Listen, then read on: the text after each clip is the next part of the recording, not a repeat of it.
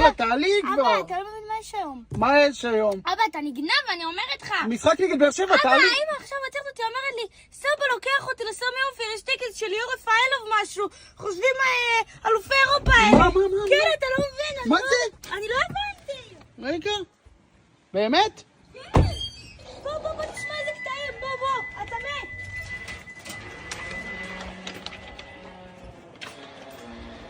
ימית? לאן את הולכת היום? עם אבא שלי לטקס.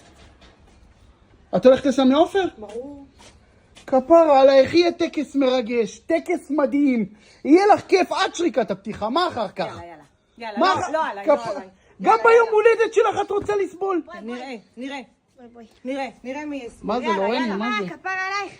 מה? חיפה הם קצת אלימים, תקחי, תגני עליי.